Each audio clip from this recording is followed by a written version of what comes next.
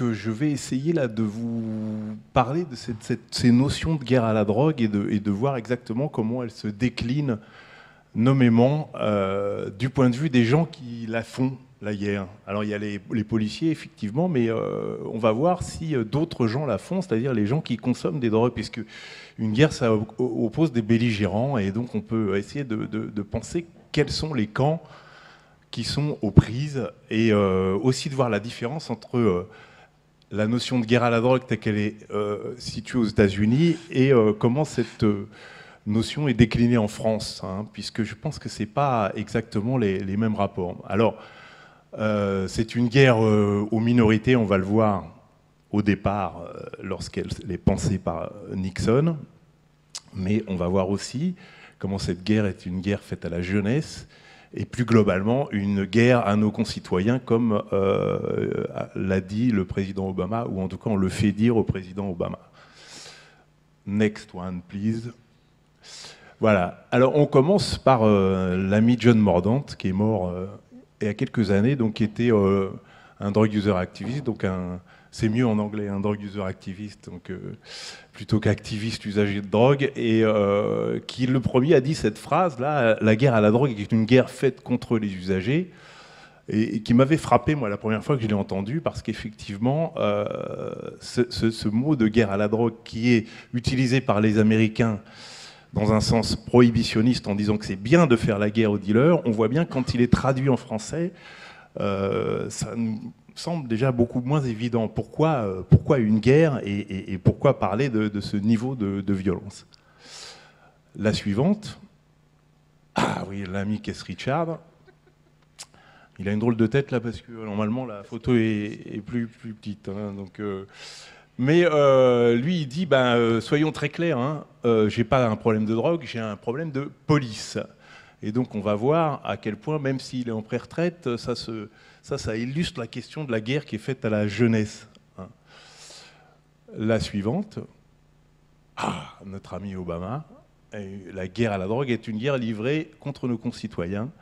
En fait, il n'a pas exactement dit ça, mais c'est comme tous les mots historiques, à force de le répéter, on va finir par croire qu'il l'a vraiment dit. Donc il a juste dit que la guerre à la drogue était un échec, mais bon, on s'est repris sur Internet tel quel. La prochaine.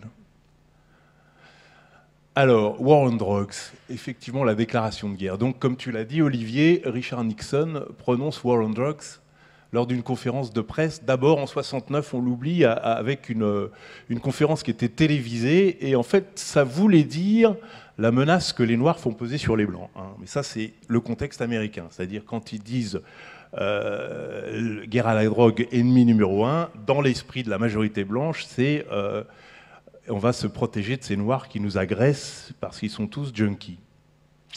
Et donc ça inaugure cette incarcération de masse qui est dénoncée par Michel Alexander. C'est des chiffres terribles hein, quand on lit son livre, hein, The New Jim Crow. Plus de Noirs incarcérés aujourd'hui pour des délits liés aux drogues qu'il n'y avait d'esclaves dans les plantations du Sud en 1850, par exemple. Ensuite, effectivement, en 71, l'allocution est reprise à la tribune de l'ONU dans un discours qui confirme le caractère international de cette guerre. Et effectivement, c'est par hasard si notre loi de 70, elle est prise dans ces moments-là. Hein, donc le gendarme américain a lancé cette croisade à ce moment. La prochaine. Alors pourquoi? Et ça c'est, je pense, un des points le plus intéressants, c'est que cette guerre elle est présentée comme défensive, puisque le fauteur de troubles, c'est la drogue, et qui s'incarne dans certaines figures. Celle des Noirs, des trafiquants, des hippies à l'époque, mais elle est aussi nécessaire parce que tous les autres moyens ont échoué.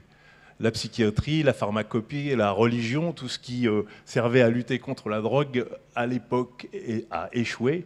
Et on pense que la guerre est fondée sur la croyance dans la toute-puissance de l'offre, donc l'offre de drogue, les dealers, et la négation du fait que des gens ont envie de prendre ces drogues. Et ça, c'est le cœur idéologique de cette guerre à la drogue. Et c'est intéressant parce que c'est une proposition qui est à l'opposé du credo libéral classique. Et le credo libéral classique, c'est la prépondérance du marché, donc de la demande. Et les républicains, qui sont des libéraux de tout crin, dans cette question de la drogue, posent le principe que c'est l'offre qui crée le monstre, et c'est l'offre qu'il faut combattre. Et c'est comme ça qu'on s'est fait avoir dans cette histoire. La prochaine. Alors la guerre contre qui? Et cette sacralisation de l'offre, elle permet de frapper des gens faibles, vulnérables, qui normalement auraient suscité l'empathie, comme effectivement les jeunes, les pauvres, les noirs. On va le voir aussi avec la question des crack mothers, les mères de famille du crack. Le stéréotype du dealer, d'ailleurs, aujourd'hui encore, suscite une pulsion d'autodéfense directe, qui est toujours vraie quand on parle des racailles de cité. Hein, figure absolument indéfendable. La dépendance est instrumentalisée et donc brandie comme épouvantail. Et on verra tout à l'heure à quel point la dépendance, en fait, est aggravée par cette question de la guerre à la drogue. Il n'y a plus aucun espace entre le produit et les consommateurs qui forment une cible unique. Et la drogue peut même s'incarner littéralement dans un corps. Et c'est pour ça que je parlais des crack mothers. Diapo suivante, s'il vous plaît. Voilà ce que c'est que l'ennemi. Hein. Les crack mothers d'un côté et la racaille de cité de l'autre. Et il n'y a aucune distance entre l'être humain et ce qu'il incarne en tant que drogue qui vient envahir notre société et donc qu'il faut combattre avec des armes de la guerre. J'aime bien le regard haineux là. La prochaine. Donc j'ai dit une guerre livrée à la jeunesse, et, une guerre qui a effectivement frappé successivement tous les mouvements culturels dits jeunes. C'est frappant d'ailleurs. Les hippies, les punks, le reggae, la techno, aujourd'hui le rap.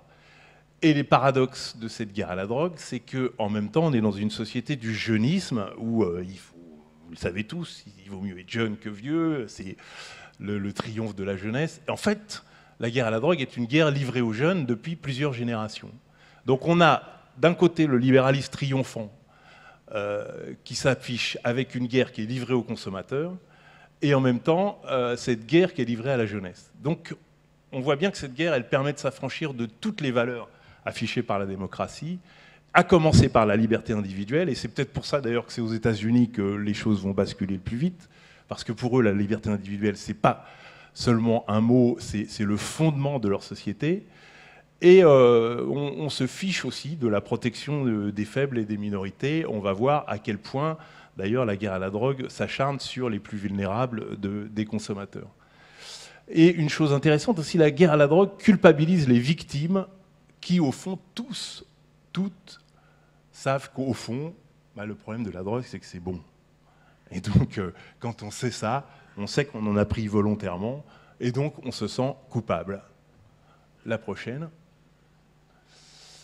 Et ça permet d'introduire cette question, d'à savoir, est-ce que les drogués sont des victimes ou des combattants? Est-ce que par hasard, les drogués dans cette histoire auraient tiré les premiers?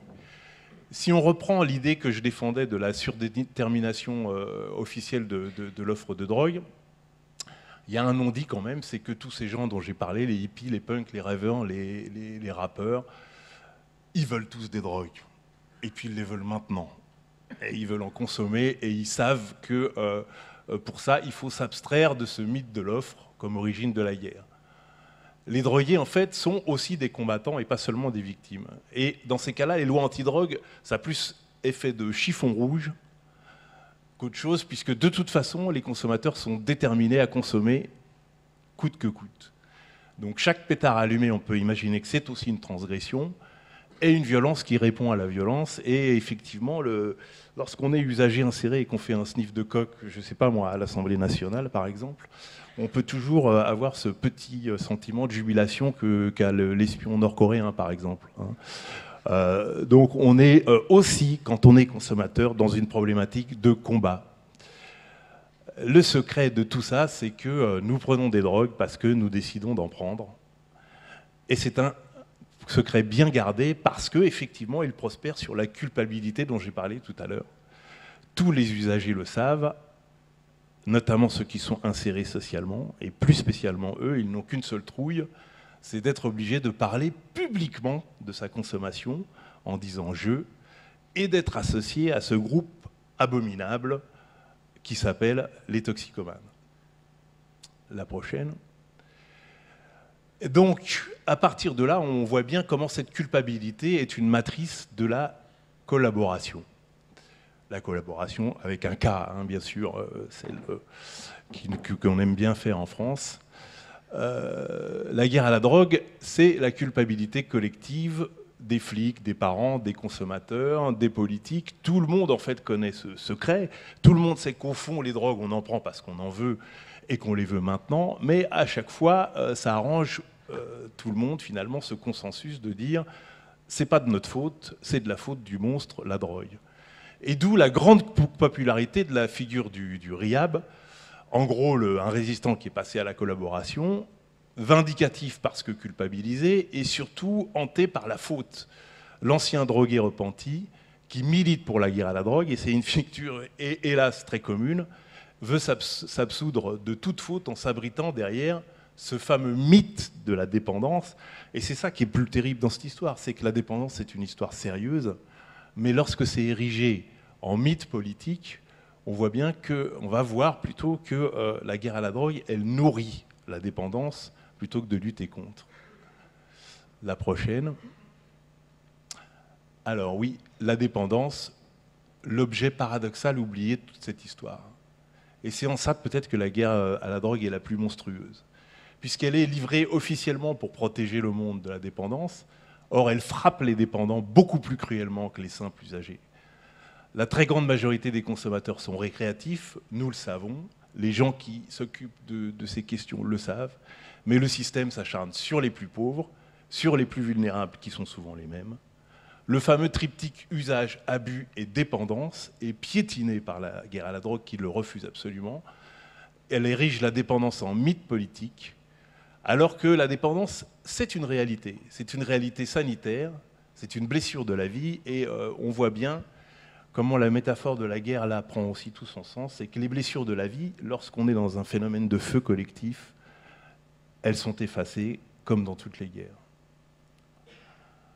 La prochaine, voilà, donc je vais conclure.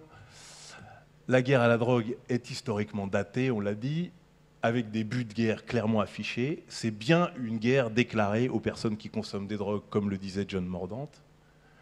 Elle repose sur la prépondérance de la dépendance comme phénomène de consommation, ce qui, à mon avis, est une escroquerie.